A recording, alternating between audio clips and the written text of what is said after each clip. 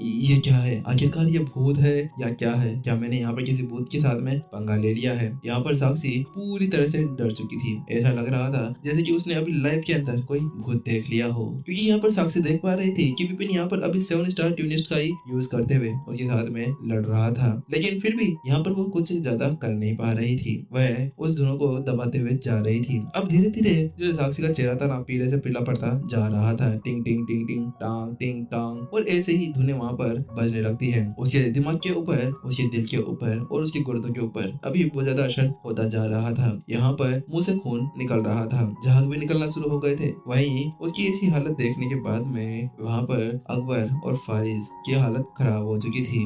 वहीं दूसरी तरफ अभी साक्षी को बहुत ज्यादा दर्द हो रहा था। उसकी एनर्जी उथल पुथल होने लगी थी, लेकिन विपिन था जो वहाँ पर रुकने का नाम तक नहीं ले रहा था। वह बस अपने वीणा को बजाते जा रहा था।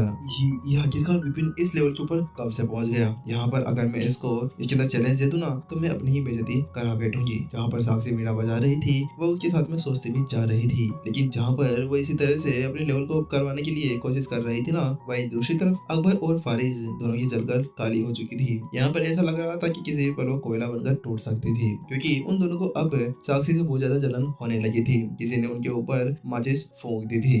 ये साक्षी और ये हर्षित कितने ज्यादा खुशकिस्मत है। आखिरकार ऐसा कैसे हो सकता है? क्यों हम यहाँ पर आगे नहीं बढ़े? क्यों हमने यहाँ पर विपिन की मदद नहीं की? अगर ऐसा होता ना तो आज हम उसकी जगह बैठे हुए होते।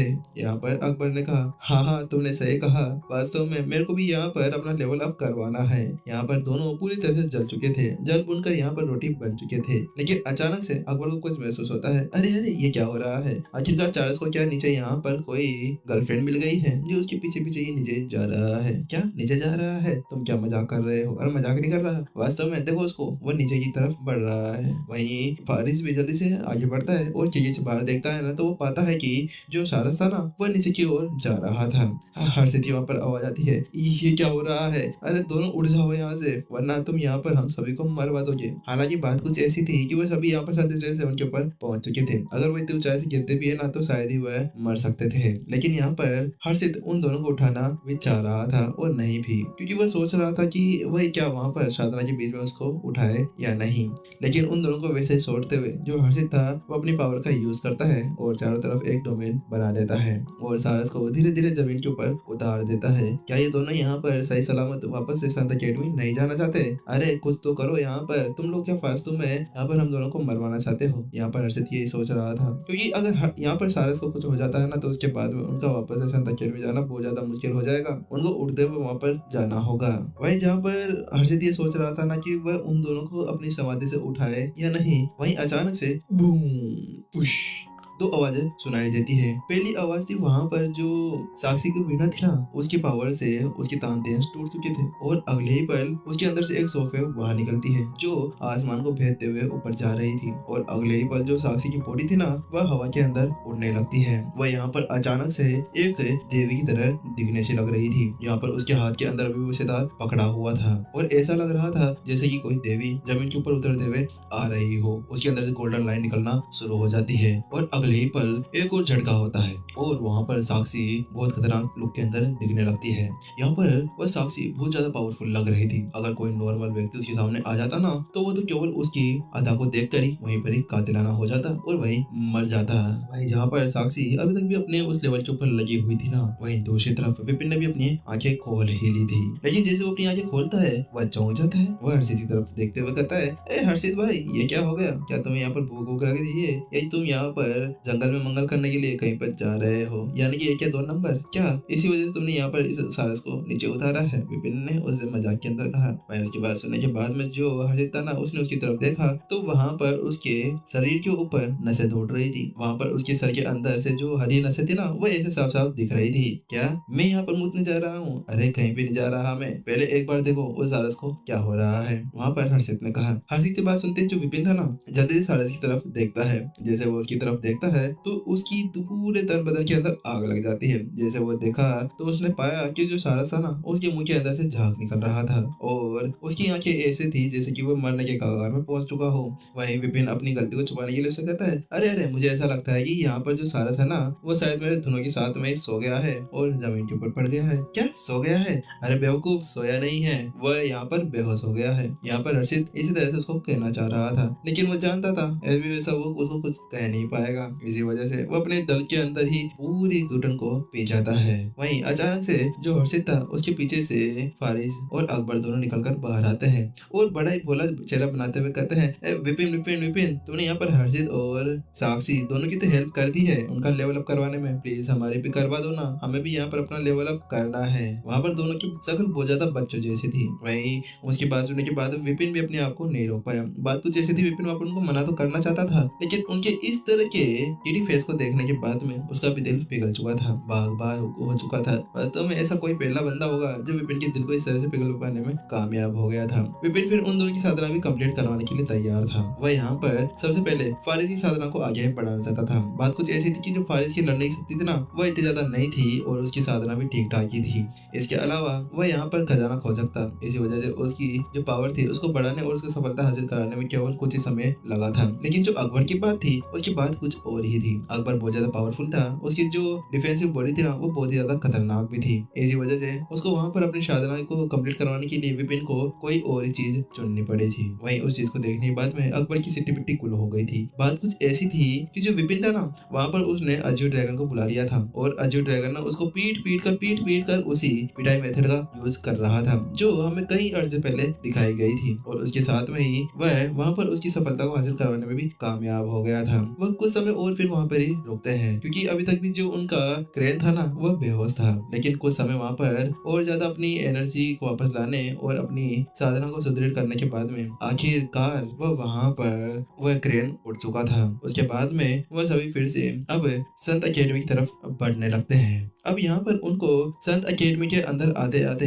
10 दिन लग चुके थे। बात कुछ ऐसी थी, जो क्रेन था ना उसकी तो पूरी तरह से सिट्टी पिट्टी गुल हो चुकी थी। वह यहाँ पर कभी उड़ता पड़ता यहाँ पर बार बार जमीन के ऊपर जा रहा था क्योंकि विपिन और जो साक्षी थी ना उनकी जो राक्षसी धुनें थी ना अभी तक भी उसके सर से सवार बैठी थी और उसको शायद ठीक होने में कुछ महीने लगने वाले थे जिसके कारण वो वहाँ पर उड़ नहीं पा रहा था। लेकिन आखिरकार कैसे भी कर वह 10 दिन के अंदर अंदर वहाँ पर पहुंच गए थे। वहाँ पर पहुंचने के बाद में जो हर्षित था वो विपिन से कहता है, विपिन बात को सुने हो, मेरे पास में एक आइडिया है, चलो हम लोग यहाँ पर हुसैन को ढूंढते हैं। क्या हुसैन को ढूंढते हैं? लेकिन हुसैन को क्यों ढूंढना है? विपिन वहाँ पर हैरान था। वही उसकी बात सुनने के बाद में जो हर्षित था ना वो बड़े ही खतरनाक लुक के अंदर आ जाता है। वो उससे कहता है, बात कुछ ऐसी है कि जो मेरी पावर है ना वह भी उससे ज्यादा बढ़ चुकी है। अगर हम लोग एक बार हुसैन को पकड़ लेते हैं तो मैं उसकी अच्छे से धुलाई करूंगा, मुझे बहुत ज्यादा मजा भी आएगा और मुझे अपनी पावर को टेस्ट करने का मौका भी मिल जाएगा। हर्षित ने बड़े ही खतरनाक लुक के अंदर कहा था। उसके चेहरे के ऊपर बहुत ज्यादा खतरनाक